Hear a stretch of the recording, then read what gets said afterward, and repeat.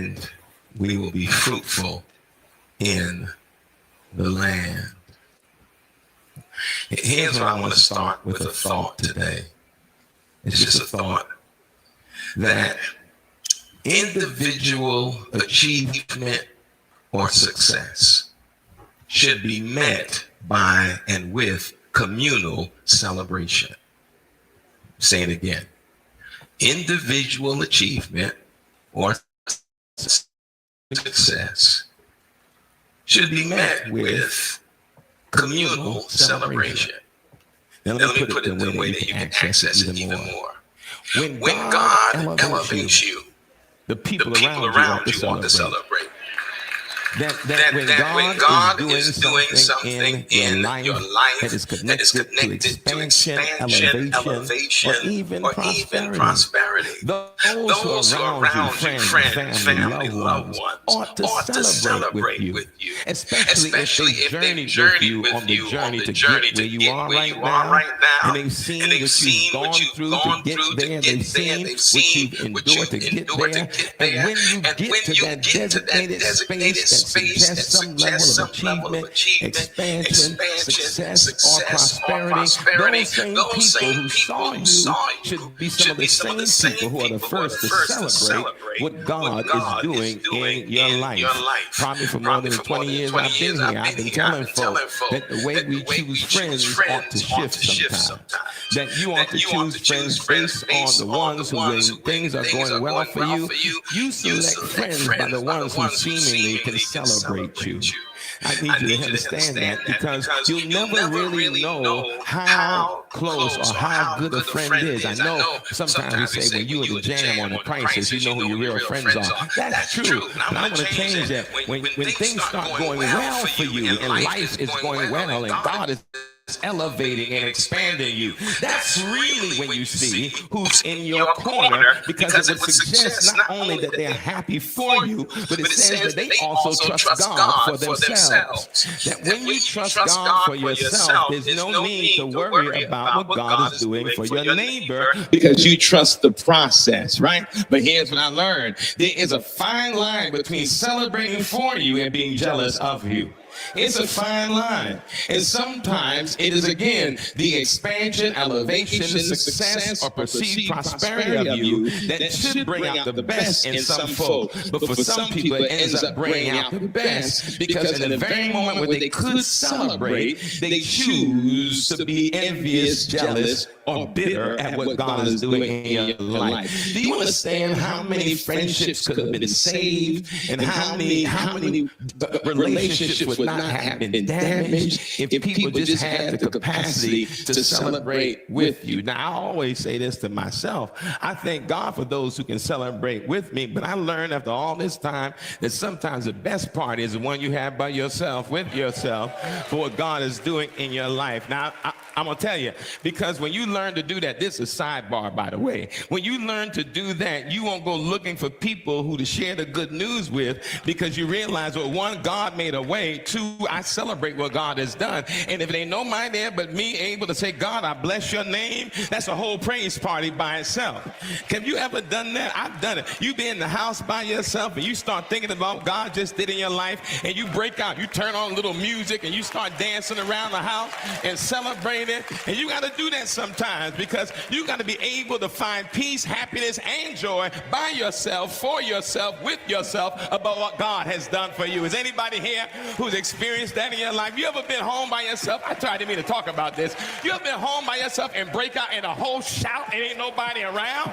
Because you just started thinking about what God has been doing in your life. And then what makes the shout even louder is when you think about what you had to go through in order to get to that place. Maybe I'm in the wrong place this morning, but if you ever been there, you understand where ain't nobody around. You make yourself laugh, cry, and praise at the same time, because of everything that God has done for you and with you and in your life. Oh my God.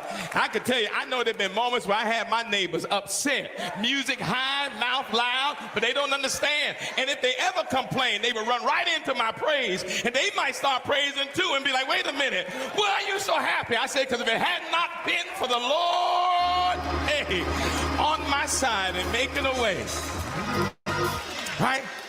But everybody can't do it. That's the formula so you don't get disappointed in false friends who can't celebrate with you. Learn to praise God by yourself for what God is doing.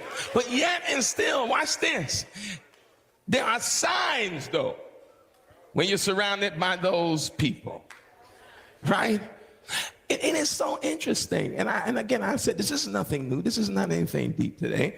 But you think about how I've known people in my life. I've seen friends fall to the wayside in the midst of God elevating you. Now, remember, always protect yourself from projection. When people project upon you when you're doing well, you know the old comments, oh, she thinks so-and-so, he thinks, no, you think that. That's why you sitting here mad right now. No, I'm going to be the same person that is going to be whether things are going well or things are going good. Yeah, I hope you caught that. That you shouldn't be able to tell the difference. You shouldn't even be able to read my face. That when things ain't going well, I'm giving God glory. When things are not going well, I'm giving God glory. And even if I say, well, there's nothing to give God glory for in this moment, I'm anticipating that God is going to do the next thing, and I'm going to give God glory now. People will celebrate with you, some people, as long as you don't go past them. As long as we are in the same space, in the same rhythm, in the same level together, we besties. But boy, if you start moving a little bit quicker than me and higher than me, that's when you begin to tell. Because again, there are some people who love it when you're in a place, and don't be directed by mediocrity, because then they really love you then, because you put no pressure on them to be different because you're wallowing in mediocrity. But then there's this other element, that it's the grace element, that when God does things that are beyond you and not even about you, but God does it for you, then some folk really get baffled. Because that to me is a powerful move of God. There's some things that come your way that weren't really even about you. Man, I'm trying to be churchy with this morning, but you know, I don't know every prayer my grandmother prayed for me. I don't know every prayer my grandfather prayed for me, but I got to believe that some of the things that have come into my life these 54 years are in part because my grandmother prayed, and my grandfather prayed, and my mother prayed, and my dad prayed. Somebody prayed. That means that I'm the beneficiaries of prayers I never heard and didn't know about.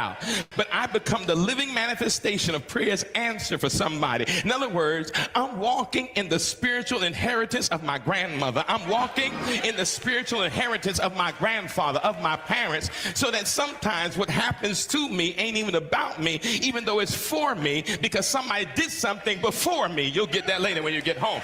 And so that's what happens. So watch this, watch this. This is why, Mary, this scene is interesting, because Isaac, right, is in a time of a famine. Isaac is the child of Abraham, right? The patriarch of Israel. And Isaac decides to go to the territory of the Philistines during the famine for provision. Now, Isaac believes that his wife, Rebekah, is fine. He believes that. And it's not, you know, sometimes as husbands, you got to believe that. You believe it. And I know, though, that what he believes, she had to be beautiful, because when he gets to Gerar, he decides that he's going to lie about his wife and tell them that it's his sister. Watch this. Look how amazing she is, because he's afraid that if they find out that's his wife, they'll kill him to be with her. She's bad. And ain't they going to try to steal her? He like, they're going to kill me. So he tells the king, this is my sister. But see, you can hide a lie but for so long that it'll come out. And here's the text. This ain't no words I'm making out. Read the whole story. That the king Abimelech of the territory, he looks out one day from his high perch, and it says he saw them fondling one another. That's the word in the text. Don't feel no kind of way. It's in the Bible. And they were fondling. And Abimelech said, wait a minute. This ain't no brother and sister right here. And so he goes to Isaac. He said, what have you done? Why would you lie One of the men of this country region could have taken your wife or been with your wife, and shame would have been upon us. He recognizes, watch this, he is technically an enemy of the Israel people. And he says, listen, you don't have to do that. Nobody will touch you. Nobody will harm you. I'll give you space and room to grow and be prosperous. Can you imagine that? He feels he needs to lie to the man who ends up giving him protection when he finds out the truth. That's a whole word to itself. He was operating on deception, not trusting God. And so he now felt he had to lie, but here it is, Abimelech said, the king, I'll take care of you, right? Now here's the problem. We finish in a minute. Here it is. And so with the protection of the king and the promise of God, what do you think happened to Isaac? He began to expand. His prosperity was breaking through. His flocks increased. The herd increased. His family was prosperous. Everything was going good, and life was good under the protection of the king and the promise of God. But then here's what happened. It said Isaac got too prosperous, was doing too good, and the same man who tried to protect him now wants to kick him out.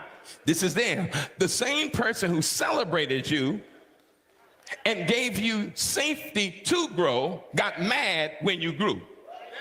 There it is. That might mean that his words may have been lip service, Samantha. He probably didn't really believe what could happen to you. Be careful too, because there's some folk who give you best wishes because they don't believe in you. And so they don't really believe in you, but they don't anticipate that something good is going to happen, and they think they can just speak it but trust it won't happen. But boy, they don't understand. I didn't really need your protection more than I needed God's promise, because it was God's promise that transcends your protection. Okay, I digress. And so what does Abimelech do? This, that verse 16. He said, go away from us because you have become too powerful for us. That's the line. You become too strong, too powerful, too prosperous. You need to get away from us. And so watch Isaac's attitude, because this is key. Isaac leaves. Now he leaves, but remember, even though the protection is gone, the promise still reigns. You hear what I'm saying? The promise still reigns. No protection, but the promise is there. You think God can't handle an unprotected promise? You think somehow God can't deal with that? God said, I was using them, but I can still do what I need to do for you. They don't cooperate. Oh, God. Pause for a second. I love to help some people understand that no matter what you do, you'll never stop what God is trying to do, because your cooperation ain't necessary for my breakthrough. Oh, gosh. I'm going to say it again. Your cooperation is not necessary for my personal growth, development, expansion, elevation, breakthrough. That God is going to do it. And so watch Isaac's attitude. He leaves. Now, here's the part I like. Isaac leaves, and he has this big flock, herds. He's expanded. He needs to provide. And he remembers something. He's a child of promise, but he also has a larger story. Remember this. He is a child of promise, but he has his own story. He remembered that his father had dug wells. And even though the Philistines, and here's a deep part, that the Philistines' jealousy didn't just start with the king Abimelech, it started with his predecessors. Because when his daddy Abraham, Isaac's father, was in the same territory years before, they filled the wells with dirt to block it because he was prospering. And they decided that if we cut off the resource, we'll cut off his growth. They filled the wells and kicked the folk out. But Isaac remembered the wells. You know what? I learned this, and I shared this one time. Grace never forgets. Oh, gosh. If he's the child of promise and the child of grace, you know what I discovered? Grace has a stubborn memory. Oh, God. That grace will remember. And so he now remembers where the water used to flow. And he goes to the place where the water used to flow, believing that the water will flow again. You missed that. He went to where he knew it used to flow, where it used to give birth to great things, where it used to be a resource.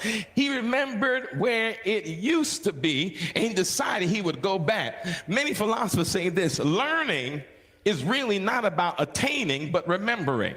That sometimes your learning is connected to your remembering. And some of the great things you'll do in your life is because of your memory. It's your remembering what has been done. It's remembering what God has done. It's remembering what your family, your folk, and your people have gone through. The more you remember, the stronger you get. That's why God told Moses when Israel was moving towards the promised land, don't let them forget what I, the Lord, has done for you. Don't let folk forget what God has done for you. Don't let folk forget. And I want people to be tired of my testimony. But you know what? Every time I get a chance to open my mouth to talk about what God has done, I'm going to do it. Because your fatigue of my story don't bother me. I'm going to tell my story because somebody needs to know what the Lord has done in your and my life. He leaves. He decides now. I'll be finished in a second. Hold on, don't pushing me. And he decides now to redig one of the wells. Watch him again. He redigs and he digs and he digs and he hits the water. Water's flowing. Here it is. Water's flowing. When he left the region, nobody came around. But as soon as water started to flow, they showed up. Y'all missed that part. When he left, nobody followed him. But when he hit water, they showed up. Okay, you didn't get it. There were no crowds around when he didn't have nothing. But as soon as he showed that he had resources to make provision, people showed up. Okay, you didn't get that. Let me sit over here. Nobody followed him when he was pursuing the dream. But as soon as it looked successful, people showed up. But when they showed up, they didn't show up to praise. They showed up to claim. Oh, gosh, that's the scene right there. They was like, the water is ours. This is our well. It was Abimelech's herders from Gerar versus the herders of Isaac. And they said, it's ours. Watch it. Pay attention to Isaac's attitude. He tells his people, come on, get your stuff. Let's go. My daddy got another well. I like this part. That principle of more, well, hold on, I'm going to get ahead of myself. Wait a minute.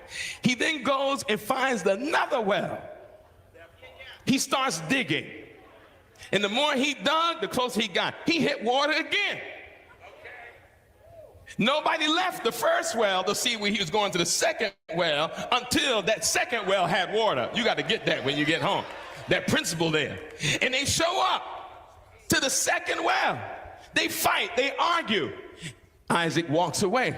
The first well, when they argued, he called it Asek, which means contention. The second well, he named Sitnah, which means hostility. All right?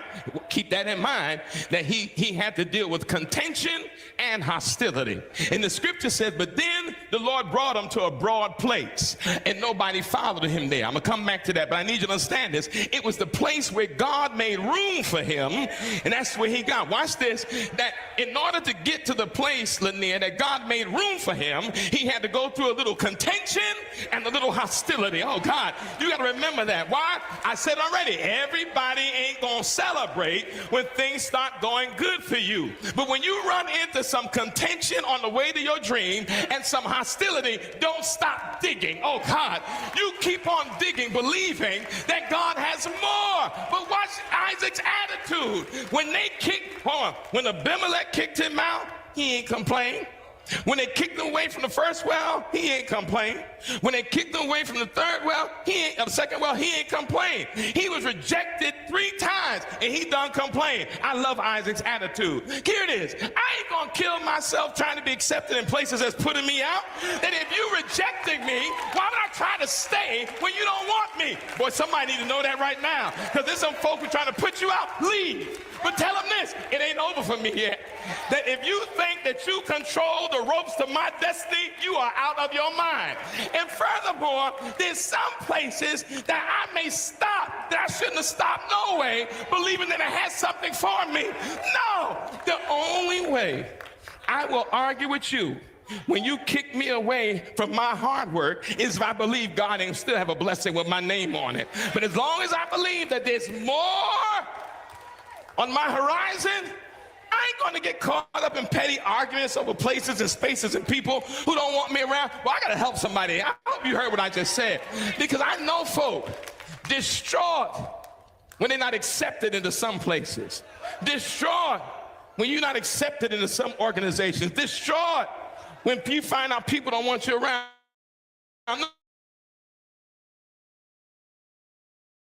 No, you want to thank them. Thank them for kicking you out. Thank them for pushing you out. Thank them for not accepting me. In fact, I'm really going to give you a serious thank you because you thought you kicked me out, but you really kicked me in. Oh, God, that's the part I like. That you actually kicked me in the direction of what God has for me. Can I give it to you this way? Let me give you one line so you can post it. Here it is.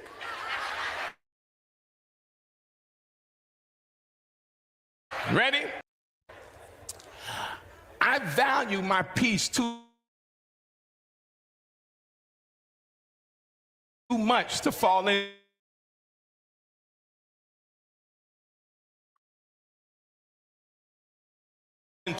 your pettiness.